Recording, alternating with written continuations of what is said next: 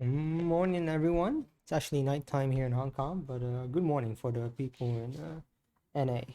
All right, welcome back to the channel. This time we're doing a short news coverage on Australian nuclear subs. Now, without further ado, let's get started. Now, on Wednesday, 15th of September, Australia announced that it will be constructing at least, all right, say at least here, at least 8 nuclear submarines. They'll be all built within South Australia, compared to 7 in the United Kingdom and 6 in France. But it is considered that UK and France will increase the number of nuclear attack submarines in a short time. Now, this created quite a big news recently. If you ever pay attention to international news. However, though, it's caused quite a big stir within France because this whole contract is worth at least more than 60 billion US dollars, close to 70 billion US dollars.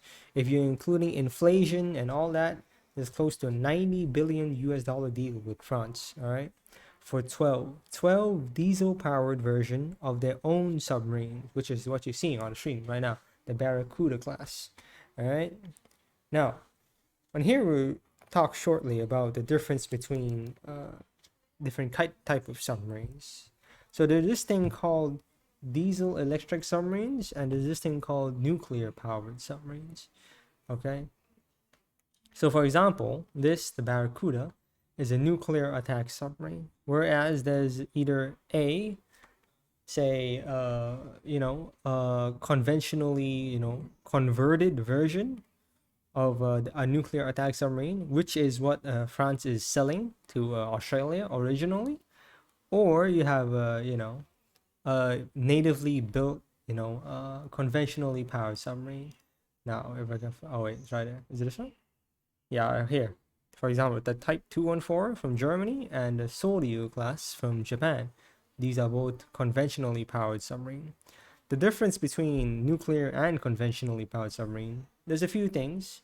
The advantage of diesel electric submarines is that if they advance, right? If they advance, then they're a smaller normally, and B they can run silently by turning off the diesel motor and relying on the battery. But this is where the advantage comes. Whereas a normal as in diesel submarine can remain silent for a few days or at most 7 days, or even 2 weeks at most. But a nuclear submarine can remain silent for months, and the only thing that affects it is the motor, that means the nuclear reactor sound, and the sound of the propeller itself. So as long as they can somehow figure out how to contain the reactor sound within the submarine, and to contain the shape of the submarine and the propeller sound, they're more or less good. But you may ask, then what's the advantage of a normal diesel electric submarine? The advantage, obviously, is it's much easier to build, and B is much cheaper. Whereas a conventional submarine costs close to $700 million, $800 million. A U.S. nuclear attack submarine costs $3 billion. It takes 7 years, normally 5 or 6, but it could take up to 7 years. So 3 billion, at least $2.5 to $3 billion versus 600 to $800 million. So that's quite a big difference if you ask me. Now, of course, it depends on the usage of your country. If your country, have to defend a wide, huge amount of ocean, or you have to operate in, very, very far oceans, then you're better off having a nuclear submarine. So right now here, this is the submarine that the Australians are using currently. It's called the Collins class, and is built by the Swedish, I suppose. The Swedish gave the design. It's basically their own submarine, but they enlarged it, and then they sold it to the Australians. So the Australians built it, but the whole blueprint and everything came from Sweden, if I remember right. So originally, Australia chose the French diesel electric sub to replace their own Collins class right here, which is around 1990s tech, 1980s, 1990s tech. It laid down in 1990s, but then the design and all that kind of began around 1980s. The electronics and whatnot, it's around 1980s standards. All right. So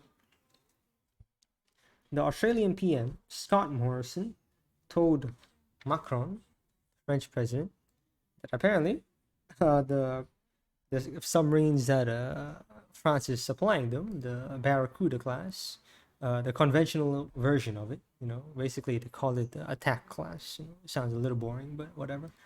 So the attack class submarines, or the Barracuda, the conventional one, is unable to defend Australia from, potential threats. That is China. They pretty much, they didn't mention it, but that's what they meant. So earlier the month, on I think it was June, if I remember right.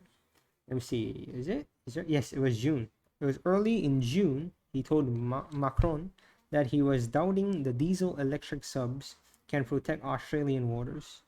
When France offered in the same month, late June, to convert the subs to nuclear subs, basically the same as their own subs, there were no responses. So I think the French more or less kind of know, there's like a change in contract by then. So next up, where are we? Okay, so the problem that accounts for Australia is the fact that building these submarines need their own production factory. The specific parts could be from the sonar, could be from the torpedoes, could be from the communication tubes on top, or even the propeller in the back. That's a very high grade steel we're talking about. All these require basic military infrastructure, which Australia have kind of stopped, for the last 20 years, 30 years. So most likely, instead of building an all new one, they'll be choosing a modification of a British or American submarine. If it's the American, it's probably their current Virginia class submarine. It could be either a slightly older version, or B, slightly cut down capability here or there, or both. You never know. So these submarines and the British one is the Astute class. The Astute class is slightly smaller than the American Virginia. The Virginia is around 8,000 to 10,000 tons. Let's check, is it? Yes, Block 1 is 8,000 tons. Block 5 is 10,000 tons. Whereas the Astute class is around 7,500. Not here written here, but it's around 7,500 tons. So the Astute is slightly smaller, and it probably needs less crew, like less people to operate it compared to the Virginia, because the Virginia is bigger, and bigger means you need more people, unless you like the Russians, or you spend a shit ton of money to convert it to better electronics so that you need less people, which other than like 1 or 2 Russian subs, or 3 American Seawolf class, they probably wouldn't convert it, because it takes a huge amount of money. So you're better off just using more people. All right. Now the problem for Australia right now is that all this requires a heavy amount of support. So they'll be relying on US and the UK for sharing its nuclear technology, which is also a problem, because you never know how much they're gonna share. And the second main problem is all this is going to take a huge amount of time. You're talking about construction costs of 6-7 years, and building the factory itself probably takes another 6-7 years. And it's a democratic country. Democratic country means it takes a shit amount of time to decide on something. So we're estimating, we're having optimistic estimates here, that in 20 years we're gonna see the first submarine, though realistically it's probably 25 years. So by 2040, or I suppose 2045, beyond, by that time we'll start seeing these submarines. But you never know, these deals can be canceled the same way they canceled the French one, kind of without much of telling the French, which is why the French are pretty angry. Now the problem is, by that time the whole Taiwan crisis should be, I suppose, over. I think if you remember right, we discussed earlier. I'll put a link on top, or I'll put I'll link the video towards the end.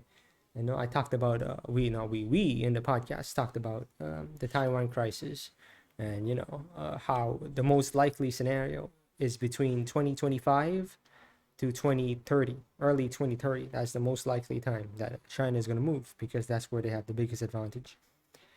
Now, there are also some other nations which expressed concern, like Malaysia and Indonesia. Remember, both Malaysia and Indonesia expressed concerns because this may spark a nuclear arms race in Southeast Asia.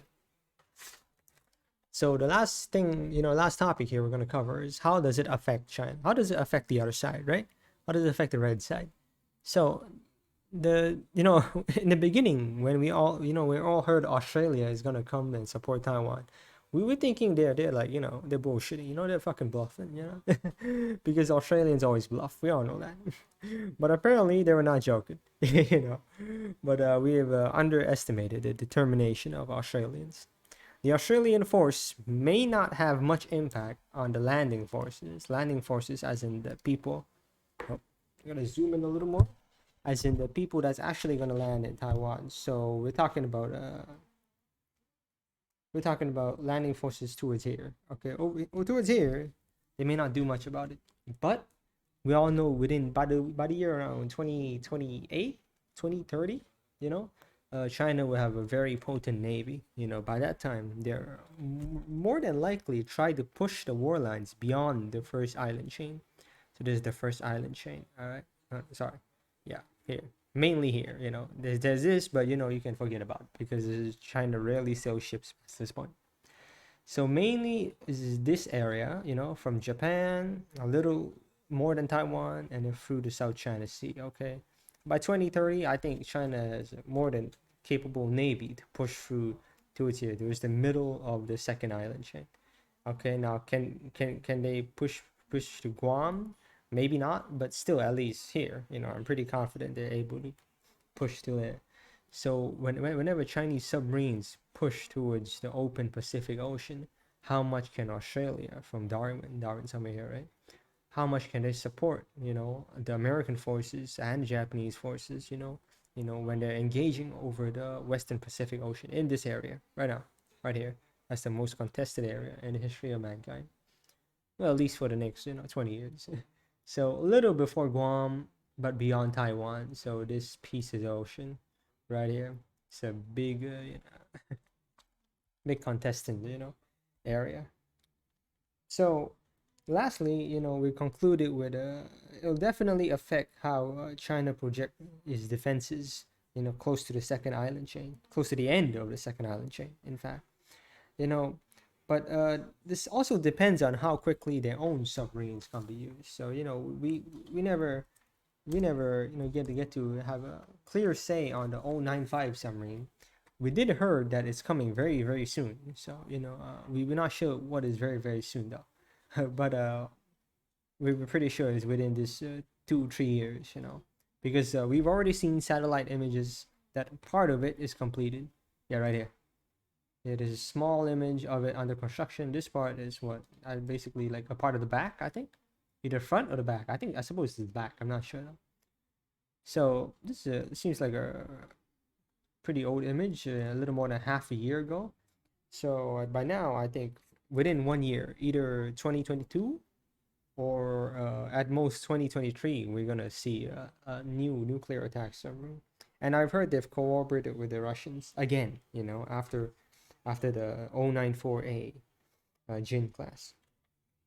So this also, greatly depend on how quick the 095 can come into service for the Chinese, and how many of them can they build, and how well can they train them, compared to how well Australia can train them, which is not likely because by that time it's probably over.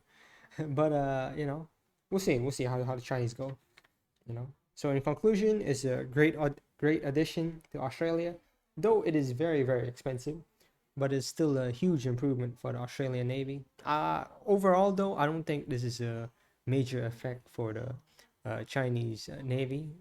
It is going to cause an effect, but it's definitely not the biggest concern, because right now, there's already 30 American nuclear submarines within West Pacific already right now. So I think they're more concerned about the American Los Angeles and newer Virginia class compared to the, later Australian subs coming within 10.